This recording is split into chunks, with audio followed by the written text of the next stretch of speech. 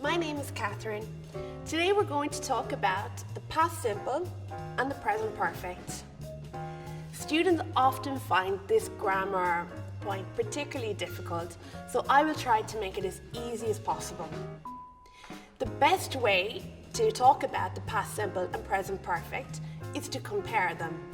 So let's take the following two sentences.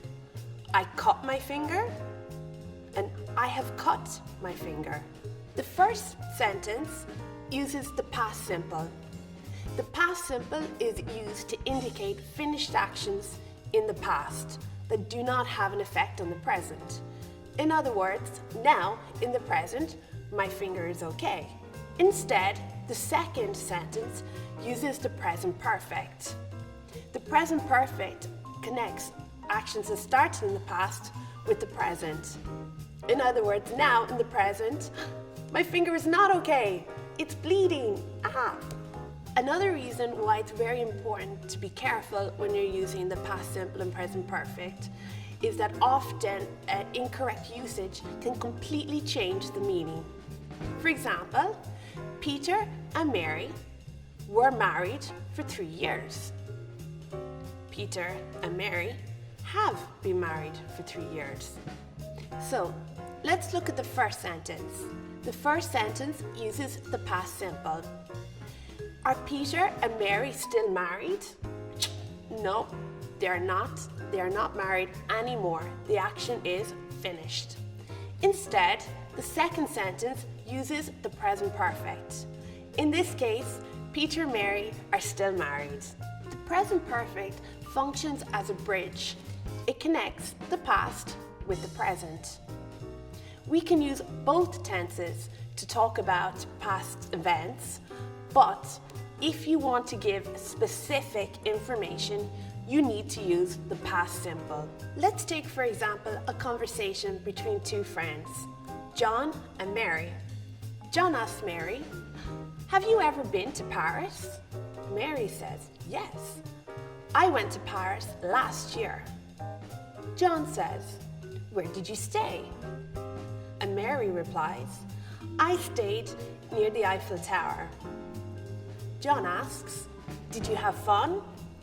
And Mary replies, "Yes, it was great." Let's compare the following two sentences. I have been to Paris. I went to Paris last year. In the first sentence, we do not know when the action happened. But in the second sentence, we clearly know that the speaker went to Paris last year. Expressions such as yesterday, last week, in 1990, on Monday, ago. In short, any expression which indicates a specific time in the past is always used with the past simple. Whilst more vague expressions like since I was a child, over the years, recently, these are often used with the present perfect. We know that the action has happened sometime in your lifetime, but we don't know exactly when. We also use the present perfect to talk about unfinished actions. Let's imagine, for example, that today is Wednesday. I could say the following. I've been to the cinema once this week. We use the present perfect because the week isn't over yet. Today is only Wednesday. I may go to the cinema again this week. The expressions just, yet, and already are often used with the present perfect. Let's take the following example.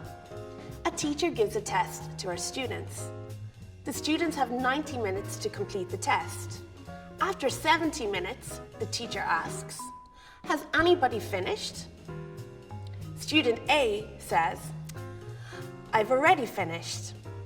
Student B, "I've just finished the test." Instead, student C hasn't finished the test yet. Lastly, let's look at the difference between for and since.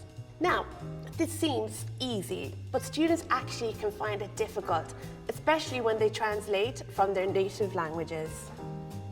For is used with periods of time, for weeks, months, years, etc. Since is used with a point in time, since Monday, since January, since 1991. Let's take the following examples.